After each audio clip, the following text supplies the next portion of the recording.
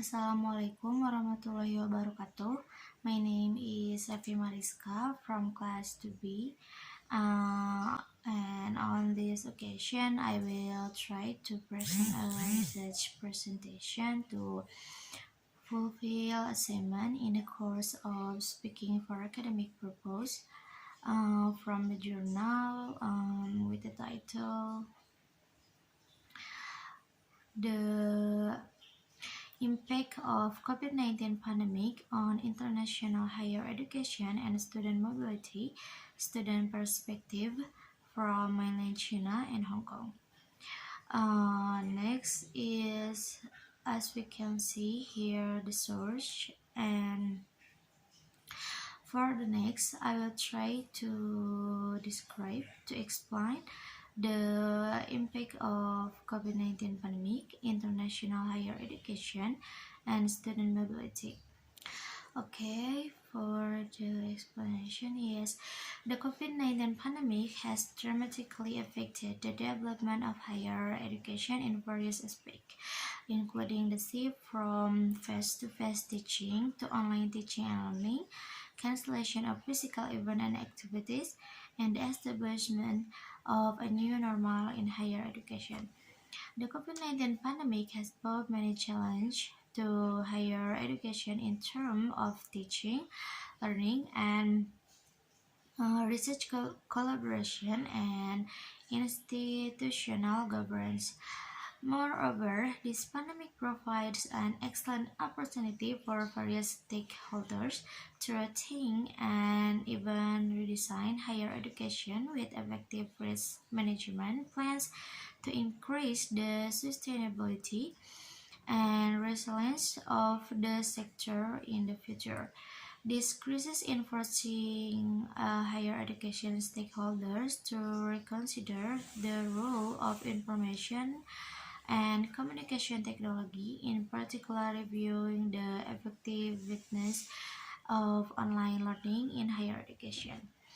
The adverse effect on the COVID-19 pandemic on international higher education and student mobility have been well recognized.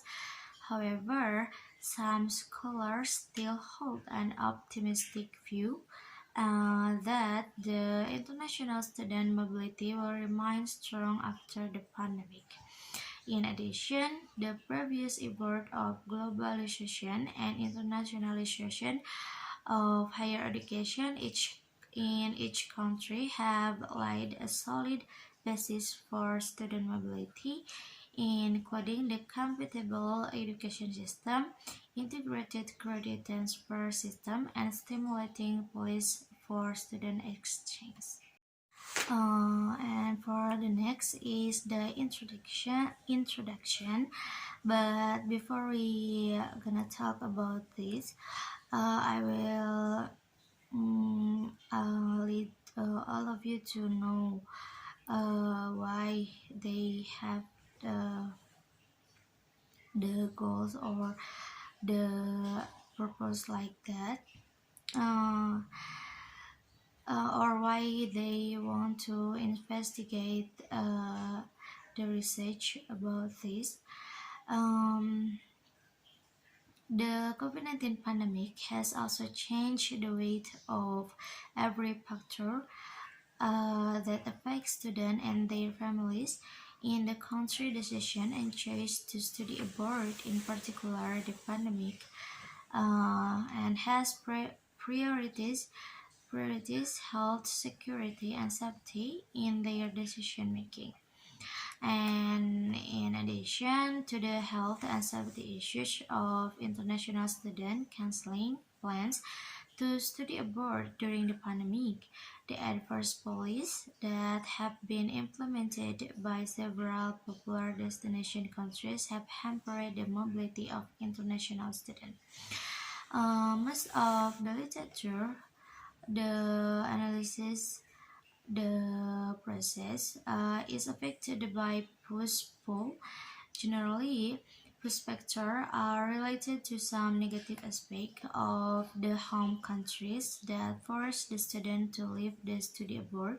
On the contrary, the pull factors are associated with the positive aspect of destination that attract the student to study the other countries, whether to study abroad. Uh, on the other hand, the push factor include the low quality of education in domestic countries and the difficulty of increasing competitiveness and the political or economic condition that encourage students to leave their home countries. A person's motivation to study abroad become complex and varied as students have greater opportunity to choose their favorite destination and field of study. Human capital theory has been applied as an alternative approach to describe the demands of studying abroad for an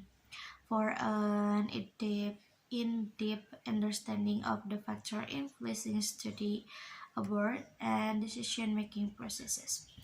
Furthermore, studying abroad presents instrumentalism for the perspective of human capital theory and student perspective in perceive international higher education as an opportunity to increase wage premium and earn high returns on higher education invest, investments. So this is why the research team tried to examine and analyze how students in mainland China and Hong Kong assess the impact of COVID-19 on their plans for overseas learning. And are they still interested in studying abroad after the COVID-19 pandemic? Uh, Also, the researchers want to investigate whether the current global health crisis is fundamentally changing the mobility pattern of international students, and a review based on the existing literature with suffice to analyze the uncertain future of the internationalization of higher education and global student mobility gains, and for the global health crisis that has significantly changed to the abroad and international student mobility. So why the researchers want to investigate about this? Because they want to know about uh, are they or the student still interested in studying abroad after the COVID-19 pandemic? And for the next, we talk about the method. This study or this research applied the quantitative method to examine mainland China and Hong Kong student attitude towards studying abroad after the COVID-19 pandemic. As mentioned above, the two survey questionnaire which inform the two research questions of this study were purposely inserted to two research projects which use the survey questionnaires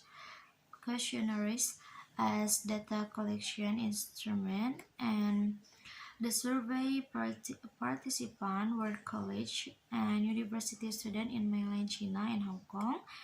In May 2020, the research team distribute questionnaires via online survey system to the above two group of students.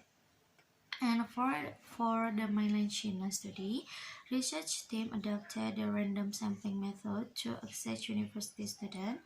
And for Hong Kong the research team applied the snowball sampling method to distribute survey questionnaires with certain monetary compensation.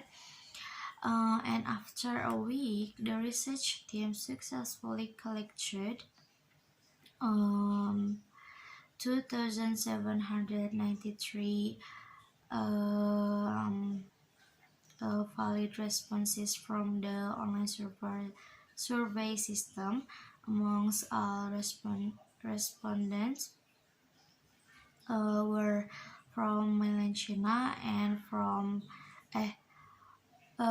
amongst all responses is 46% were from mainland China and 53 from Hong Kong. From the demographic details of our respondents is for the females is 63% and for the males is 36%. Moreover, all the participants are between 18 and to 25 years old. And regarding the study levels at university, students are studying in bachelor program at the time of the survey, and after the cleaning and organizing the collected data, the research team applied descriptive analysis to examine the demonstrate survey participant attitude towards studying abroad after the COVID-19 pandemic and the top and the least choice of study abroad destination countries and the regions for those who are still planning to pursue higher degrees out of their countries. And maybe that's all for the research presentation. And the next is I will try to answer the question from my lecture in the course of speaking for academic purpose. And the question is, in your opinion, how big is the impact of COVID-19 toward the English teaching and learning in Indonesia? Maybe in my opinion, for the first is make the learning process done at home using online learning method.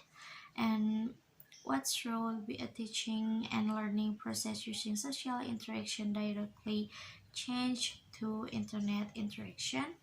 And the feeling of being in a class is hard to get and affect the motivation and enthusiasm of students to learn. And the last is understanding that not all students can quickly understand the lesson delivered on the online learning.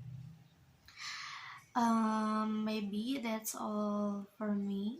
I think that's enough, and I'm sorry for many mistake. Thank you so much for watching and thank you so much for the attention. Wassalamualaikum warahmatullahi wabarakatuh. Bye bye.